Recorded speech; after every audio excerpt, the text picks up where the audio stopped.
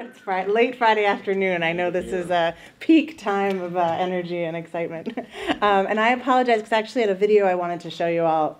I was worried it might put you to sleep, but hoped that it would kind of keep people focused. But it's not working technologically. So I'll just kind of talk a little bit about our programs and one of our main energy projects on the ground in energy efficiency, which is actually up in the Northwest. And then urge you all to go to our website and check out some of the videos which really tell the stories from the folks on the ground who are working on these programs in terms of how they're working and what they're getting out of them in terms of jobs and training opportunities. So as Erin said, we really focus at Green for All on building an inclusive green economy, meaning that we want to see investments in the green economy create good quality jobs for low-income communities and communities of color, as well as provide capital access to minority and women-owned businesses and help lift small businesses up to get involved in this economy. So I'm going to just focus on our energy efficiency work because that's the topic du jour. What we do in energy efficiency, I'm just going to talk a little bit about generally some of our programs, and then I'll talk, like I said, in more detail about what's going on in the Northwest. So at Green for All, we have a couple different programs that really focus on energy efficiency. One is our community of practice, which is really a network of practitioners across the country who are on the ground trying to implement energy efficiency programs. We have a website with tons of resources and information, and we try to be kind of a hub for folks doing this work. It's called the Retrofit America Cities Community of Practice, and I urge you all to take a look. If you're interested in joining, I can let you know our staff person who coordinates that. But there's conference calls, webinars, and it's really a place for folks to find out about different program initiatives and models going on nationally. We also have a capital access program, which really gets to the heart of what I was talking about in terms of providing business support, services, and mentoring for small businesses who want to get involved in this new emerging part of the economy. And I also urge folks who are small business owners in the room or interested in finding out more about that. It's broader than just energy efficiency, but there's definitely folks doing energy efficiency work in that program as well. And then to move on to some more details about the actual programmatic work, we work with local groups and government, business, community groups, labor on the ground who are doing these programs most deeply and most, I would say, where we're about to complete a 500 pilot home phases in Portland in the Northwest, and we were asked to talk a little bit about that today.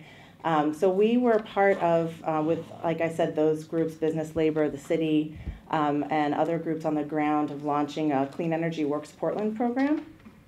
And what it is it's a program that really does residential home retrofitting, but really has a workforce component, job training component to it, so that we're making sure to train folks to get into the work and also support businesses in the area who want to do the work. So it's what we call a high road standards model. I don't know if any of you were in the there was an economic development panel earlier today, and this concept was talked about a little bit, and that's a lot of the work that we try to do on the ground. So like I said, we're about to finish a 500 home pilot, and then the program is going to go statewide, and there'll be a report and a bunch of information, results, and evaluation measurement stuff coming out next week. So folks should check out our website, or I can give you a card if you want to find out more. But the way it worked was it took some of the Recovery Act dollars and set up a revolving loan fund. So it was very low interest financing for folks who wanted to do residential energy efficiency upgrade. And the city capitalized the fund. We got a CDFI involved enterprise who got money invested from the private side, and other city agencies were involved too. And then to go statewide, the city got a Department of Energy Better Buildings grant to help scale up the program.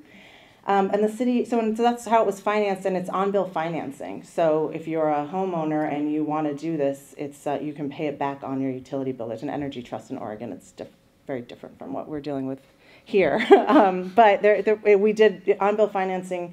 We also feel, I should also say another way we're trying to expand an inclusive green economy is through inclusive finance tools, so that these programs, as Barbara just said, a lot of times if we don't have finance tools available to folks who want to do this, who don't have the income or the cash up front to make that kind of investment, we need to make sure that there's a market for lower income, middle income folks to be able to do and invest in energy efficiency in their home so they can see the savings also, right?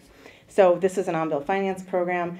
The other key part is that there was a stakeholder process to help design the program and support long-term community economic development out of the program. And so what does that mean? It means that the city pulled together a stakeholder committee with the parties that I talked about, community groups, labor, business, I'm probably missing a few stakeholders, but those are the government, kind of people who represent different sectors of the economy who would be interested in the program and in seeing it succeed.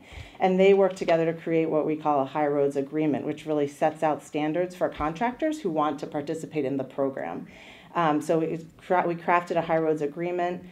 This committee crafted it. There was a contractor pool that was created, and so if you're a contractor and you want to get involved, you have to apply, and you get points for different issues. If you're a minority or women-owned business, if you hire locally, if you have supported these kinds of efforts in the past. And there were some mandatory standards and some optional, but some of the mandatory standards for any contractor who wants to participate in the program have to pay 180% of the minimum wage or federal prevailing wage for the positions that have prevailing wage, hire from designated training programs. And these training programs partner with pre-apprenticeship programs in the community, so we make sure that the trainees are folks that are trying to get into the apprenticeship programs, largely women, people of color, and from low-income communities. 80% of the hires have to be hired locally. 30% of the trade and tech hours have to be done by minority women-owned businesses, and a certain percentage of the dollars also have to go to those small businesses. So it's a model that has been successful thus far. Like I said, they're about to complete a 500 pilot home phase. But it's really trying to look at, when we do this work, how do we make it accessible for folks who want to do the work, for businesses that want to do the work, and also for consumers who want to have the work done.